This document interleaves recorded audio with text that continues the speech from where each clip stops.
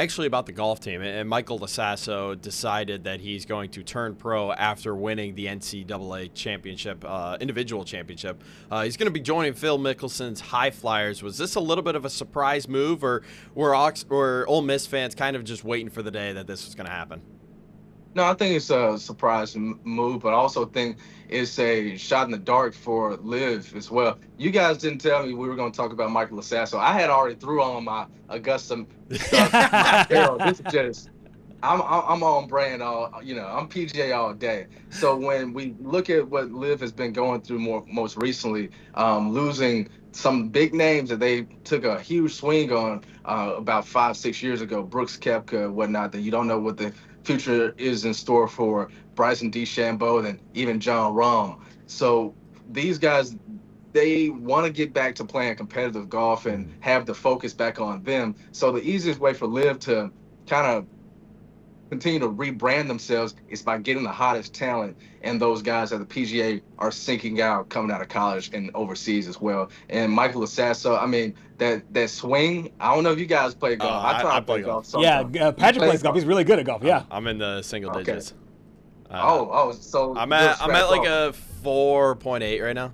4.8. Well, you know what that swing looks like for La Sasso. You want to talk? They teach you got to sit into the swing, and I mean, let me tell you what, he definitely gets his legs into that. I remember watching. He just makes my back, my side just hurts to see him really kind of dig into it. But I mean, he's gonna be a talent, and he's proven that. But we also have to think he won a couple things on last year with the Rebels. But he did finish third overall when it came to the national championship. So I think it's a bright pickup for LIV Golf. But for La Sasso, at this day and age, what's the difference between him joining LIV and hopping in the transfer portal and making a whole lot of cash at a very young age? And I think that's he could eventually end up on the PGA Tour down the road sometime soon anyway. Well, I mean, since you have the Masters quarter zip on, I might as well ask you, were you a little surprised that he basically gave up his Masters eligibility? I know he played in the U.S. Open at Oakmont in 2025, but were you a little bit surprised that he was like, you know what, this is bigger than just playing in the Masters this year. I'm going to go and join LIV and presumably get my bag, so to speak? 100%. I think I've seen this. I can't remember the guy's name. He's from Mississippi somewhere, but he was one of the low AMs for the Masters back in, I think, 2021, 2022, and he did all of the majors, right?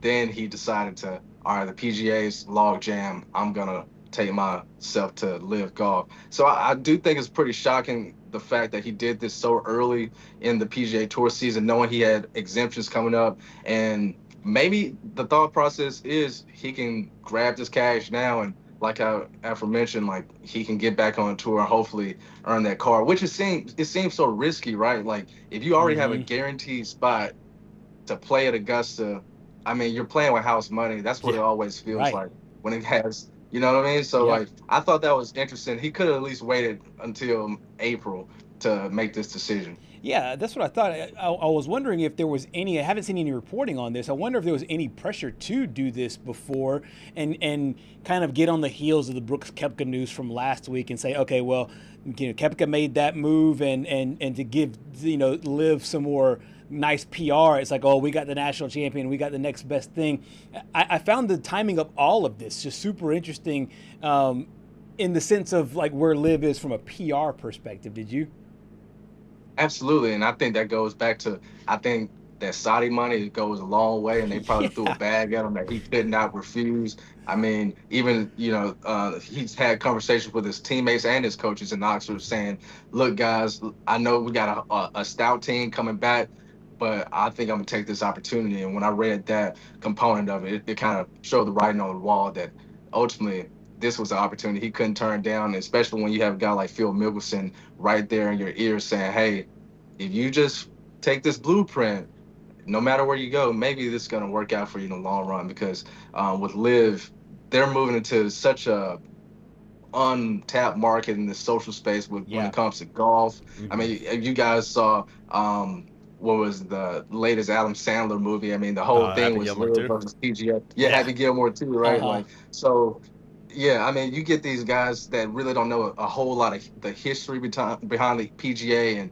the what it means to play at Augusta and Mm-hmm. play at Oakmont and all these things. You know, I think it means less to those guys. Not a bad thing at all. It's just us old guys. We take so much homage into prestige and Yeah. pageantry when it comes to those things. One more question before we let you go here.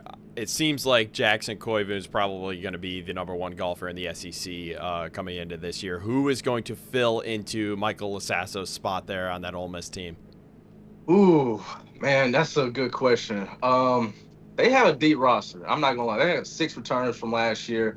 Malloy, he said, he's fired up to look at these guys as they continue to get this run and get back to the national championship. And I think Cameron Tankersley, he might be a surprising.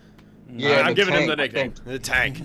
Yeah, I mean, he's been solid for those guys the last couple of years. So I think Cameron, he might pick up the torch and continue to do what Michael La Sasso intended to do this season in 2026. Absolutely. You have been great. I know that you've been super busy, been traveling, but you've made time for us and for our show.